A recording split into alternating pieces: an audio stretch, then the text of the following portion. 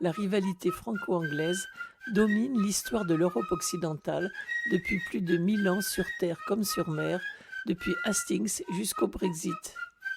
Gérard Blier présente quelques grands moments de cette histoire au micro de Yann Le Perf. Gérard Blier, bonjour. Bonjour bien. Vous nous emmenez aujourd'hui en Inde. Oui, C'est très loin, ça. c'est très loin. C'est du une Canada, promenade. très loin de Québec. Tout à fait. Alors, nous sommes toujours dans la guerre de 7 ans, qui a, entre autres, la Prusse a été dans le coup, on en sait quelque chose, mais la guerre, c'est un affrontement, cette guerre de 7 ans, un affrontement majeur entre la France et l'Angleterre, avec de gros intérêts en jeu, intérêts navals, économiques, etc., stratégiques.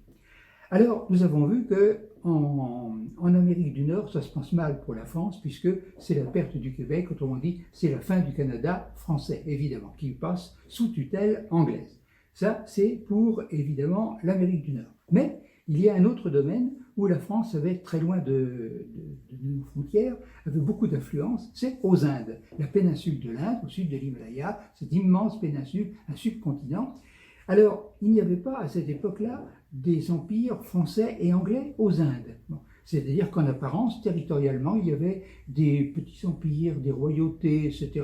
Mais ces États indiens, il faut dire indiens, ces États indiens étaient en fait sous la dépendance de la France et de l'Angleterre économiquement. C'est-à-dire que la France et l'Angleterre leur achetaient à des prix dérisoires les matières premières, le coton, etc. Et puis revendaient très cher des productions industrialisées. Alors donc la France et l'Angleterre en fait se partageaient l'Inde, c'est-à-dire la France, même si sur une carte ça ne paraissait pas, avait une énorme zone d'influence plutôt dans le sud de la péninsule, les Anglais à un autre endroit. On pouvait donc parler d'une zone d'influence d'un empire français des Indes. Alors ça se matérialisait en fait par des comptoirs, c'est-à-dire des villes qui étaient des villes-ports, toutes par où se faisait évidemment l'activité économique. Et les Anglais comme comptoirs principaux avaient Madras, Calcutta, Bombay, et les Français, eux, avaient les fameux comptoirs de l'Inde dont on a appris la liste tous lors de notre enseignement primaire, Pondichéry, Chandernagore, Yannaon, Karikal et Mahé. Mais ces comptoirs étaient tout à fait essentiels, étaient extrêmement prospères. Ils conditionnaient évidemment l'influence française aux Indes. Et naturellement, la même chose pour les Anglais. Alors arrive la guerre de 7 ans. La guerre de 7 ans, nous sommes sur cette guerre depuis un certain nombre d'émissions, et naturellement, par la force des choses, vu l'empoignade entre la France et l'Angleterre dans la guerre de 7 ans, s'il y a des combats, on les a vus acharnés avec donc le siège de Québec et la prise de Québec au Canada français, eh bien, il y a aussi évidemment, par la force des choses, une reprise de la guerre entre la France et l'Angleterre aux Indes. À partir du moment en effet où il y a la guerre, les Français cherchent à améliorer leur position économique aux Indes au détriment des Anglais et réciproquement. Il y a des intérêts stratégiques, des intérêts économiques en jeu. Alors, les Anglais s'imposent, ils sont plus nombreux, mieux équipés, et c'est ainsi qu'en 1757, ils prennent Chandernagore. Et après une autre victoire à Placé, eh bien, les Anglais contrôlent tout le nord-est de l'Inde, une zone où les Français étaient implantés et où donc ils sont chassés. Maintenant, les Français réagissent, ils ont un général de qualité qui s'appelle Lally Tollendal, et ce général Lally Tollendal, eh bien, il assiège Madras, un des principaux comptoirs anglais, mais sans succès. Et finalement, les Français sont battus d'une manière globale sur un certain nombre de terrains.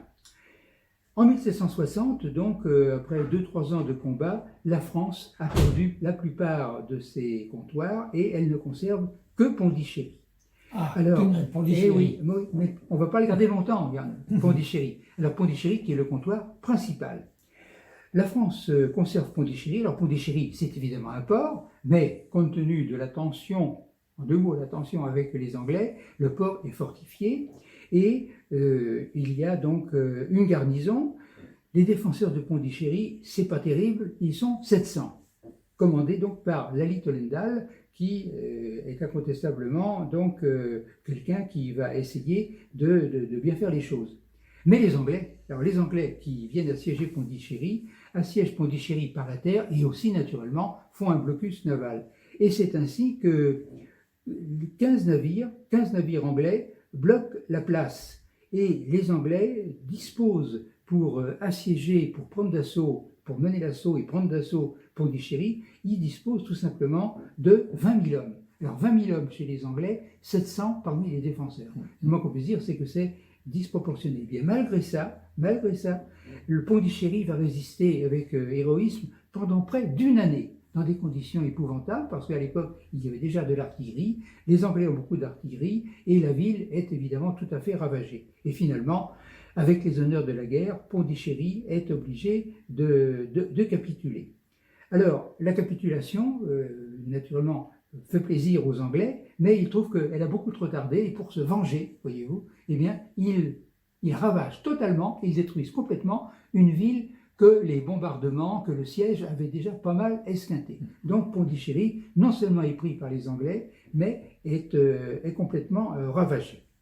Alors à ce moment-là, donc ça veut dire que militairement, la France a été battue aux Indes, et évidemment la conclusion, c'est qu'en 1763, il y a le traité de Paris qui est un des traités les plus mauvais dans l'histoire de France pour la France, hein, parce que le traité de Paris, il y avait le volet canadien, c'est-à-dire, on l'a déjà dit, le traité de Paris entérine la perte du Canada français qui passe sous tutelle anglaise, et naturellement, aux Indes, le traité de Paris fait beaucoup de mal à la France. Alors évidemment, il n'y a pas de retrait de territoire, puisque les puissances n'avaient pas de véritable territoire, mais il y a des dispositions qui sont absolument drastiques, et qui font que les Anglais peuvent mettre la main sur certains comptoirs français, et les comptoirs français qui subsistent n'ont plus que des moyens ridicules, et ils ont une capacité d'intervention qui est extrêmement faible.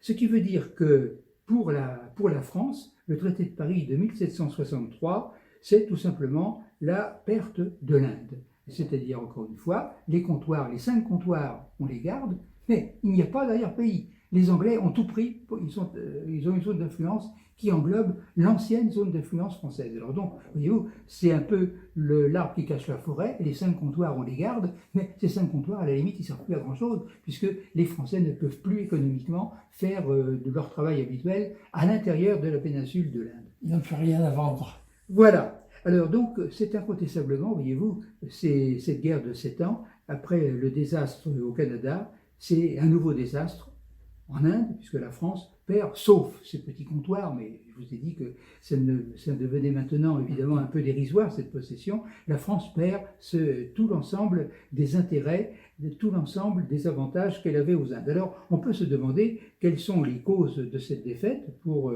conclure. Alors, les causes de cette défaite sont nombreuses, il y en a plusieurs. Quelles sont les principales? Alors, on peut noter qu'à cette époque-là, la flotte anglaise, ce n'est pas une nouveauté, elle est maîtresse des mers, comme elle est maîtresse des mers ailleurs. Ce qui veut dire qu'il y avait bien des navires français, mais les navires français, par exemple, n'ont pas pu venir au secours de Pondichéry.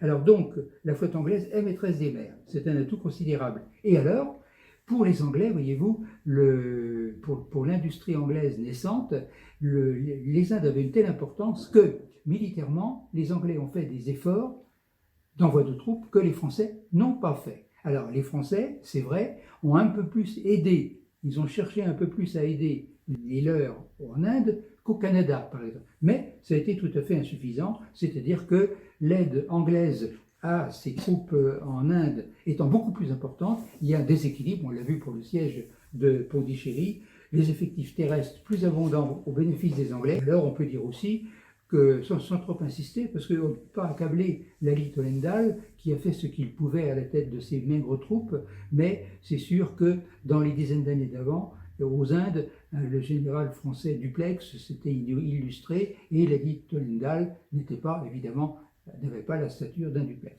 Alors voilà donc la perte des Indes, sanctionnée par le traité de Paris de 1763, et en même temps que la perte du Canada, ça veut dire que les historiens considèrent, en simplifiant un peu les choses, que c'est la perte en 1763, le traité de Paris, du premier empire colonial français. On avait un premier empire colonial français à cette époque-là. On ne parlait pas du tout de l'Afrique, de la Ouest, etc. Mais centré sur les Antilles et puis le Canada et les Indes, on perd le Canada et on perd les Indes. Donc la France perd l'essentiel de son domaine colonial. Voilà.